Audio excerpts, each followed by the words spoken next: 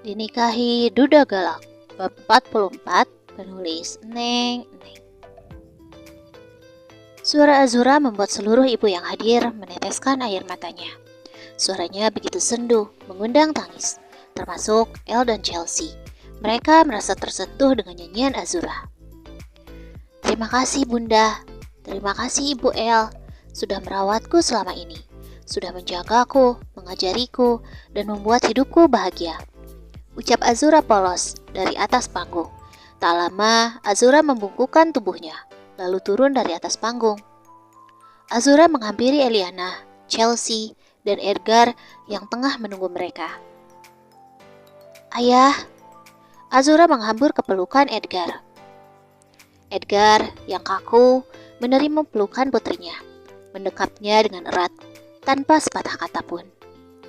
Selesai melepaskan pelukan Edgar, Azura memeluk Chelsea.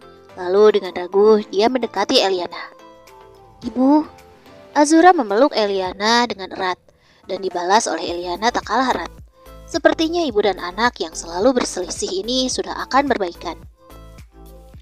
Ayo kita foto bersama, teriak Azura antusias. Azura, ayah, dan bunda difoto bareng ya, biar ibu yang fotoin. Eliana meraih kamera dari dalam tasnya. Tidak, kita semua harus berfoto bersama. Chelsea maju ke depan, tangannya melambai pada orang di seberang sana. Iya nyonya, orang itu datang menghampiri. Tolong fotokan kami. Chelsea segera mengatur posisi, setelah orang itu bersiap memfoto. Siap ya? 1, 2, 3. Cekrek. Mereka berfoto dengan posisi Edgar dan Eliana bergandengan. Di sisi Eliana ada Azura dan di ujung ada Chelsea. Jika Azura sudah memanggilmu ibu, itu artinya dia sudah sangat menyayangimu, ucap Chelsea saat mereka akan berpisah di parkiran. Di dalam sebuah ruangan kantor yang sangat luas dan megah, seorang pria tengah termenung sendirian sambil mengetuk-ngetukkan pulpen ke dahinya. Tuan, memanggil saya, tanya sang asisten sambil membungkukkan punggungnya penuh hormat. Aku ingin bertanya sesuatu pada seorang anak muda seperti dirimu, ujar sang bos dengan suara ragu. Dia masih bingung, haruskah dia mengungkapkan keinginannya atau tidak. Secara, apa yang dia kehendaki adalah sesuatu yang akan membuat harga diri dan image-nya akan luntur. Bertanya tentang apa, Tuan? Aldo duduk di kursi di hadapan Edgar tanpa diperintah, seolah paham jika tuannya sedang dalam keadaan gundah. Edgar terlihat kikuk. Tuan mau nganu? Aldo mencondongkan wajahnya ke hadapan Ed. Tidak, bukan seperti yang kau pikirkan. Edgar seketika memasang wajah yang langsung berubah menjadi merah padam. Lalu apa Tuan? Aldo semakin penasaran. Coba carikan aku referensi tempat untuk berkencan, celetuk Edgar tiba-tiba. Seketika Aldo membungkam mulutnya, menahan tawa. Edgar memberengut kesal, rahangnya sudah mengeras. Sadar, Aldo segera menormalkan kembali wajahnya. Tuan mau berkencan? Dengan nyonya? Tanya Aldo memastikan. Menurutmu, anak muda sekarang sukanya berkencan di tempat yang seperti apa? Tanya Ed. Kalau mantan kekasihku dulu, sukanya makan malam romantis di kafe baru, menonton konser musik di jalanan, lalu... Stop! Apa maksudmu menonton musik di jalanan?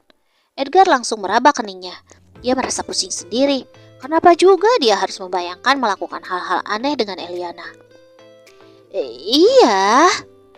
Mantan pacar saya paling suka makan es krim sambil nonton band indie yang lagi ngadain konser di pinggir jalan. Lalu kita bisa berpelukan sambil menikmati udara malam. Hehehe. Aldo terkekeh, sementara Edgar tersenyum menyeringai. Kepalanya sudah dilengkapi tanduk iblis dengan segudang rencana busuknya. Siapkan semuanya, seru Edgar. Siapkan? Apanya yang harus disiapkan, Tuan? Aldo masih melongo. Malam ini, aku akan menonton konser musik di pinggir jalan. Jelas Edgar dengan raut wajah datarnya. Baik tuan. Aldo beranjak dari duduknya sambil menggaruk keningnya perlahan. Sementara Edgar langsung kembali mengerjakan pekerjaannya. Setelah sebelumnya dia mengetikkan sebuah pesan yang entah untuk siapa.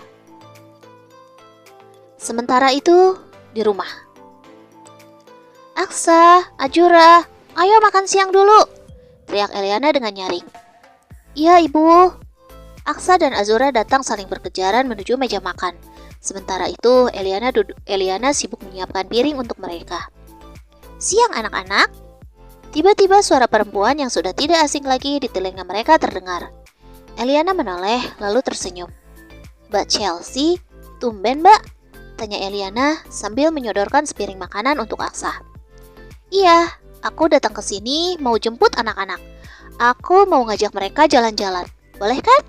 Tanya Chelsea sambil duduk di salah satu kursi makan mereka. Hah? Iya, boleh mbak. Eliana tersenyum. Mbak, sekalian makan di sini ya, tawar Eliana tulus. Nggak usah, tadi aku sudah makan dengan pamannya anak-anak, ujar Chelsea. Bunda mau ngajak kita jalan-jalan kemana? Hari ini panas, aku ada tugas menggambar.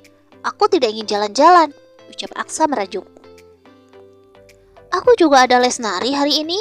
Aku gak akan ikut jalan-jalan sama bunda. Azura ikut-ikutan menolak. Anak-anak, sekali ini saja ikut bunda, ya? Chelsea seperti memaksa. Tapi bunda, Aksa melepaskan sendoknya hingga terdengar bunyi dentingan antara sendok dan piring.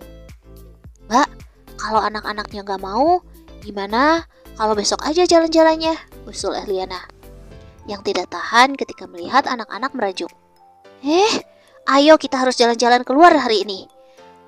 Lagi pula, masa anak-anak gak boleh belajar terus. Sesekali, kalian harus main juga. Azura, nanti bunda belikan boneka sebanyak yang kamu mau. Aksa, nanti kamu bunda belikan mobil yang menggunakan remote control.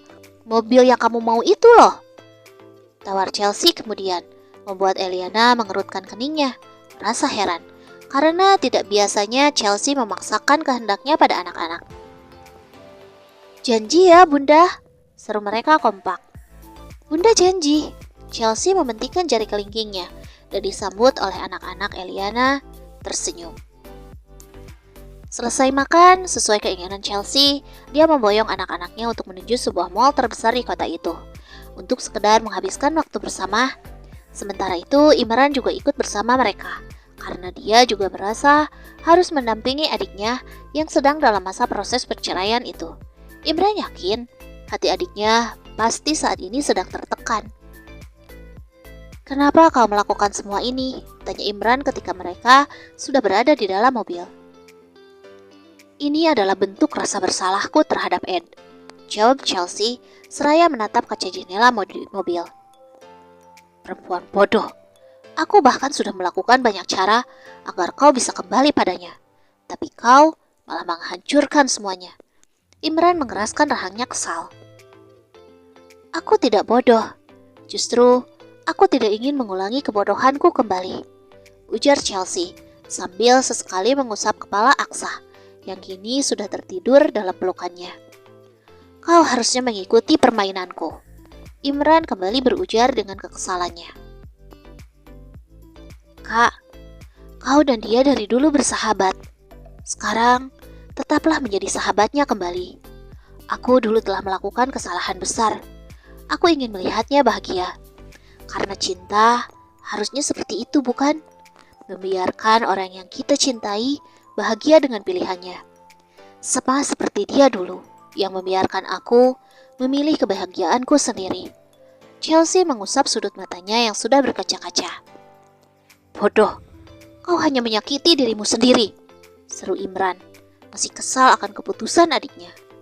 Dan kau malah ikut membantu dia untuk mendekatkan dirinya pada istri barunya.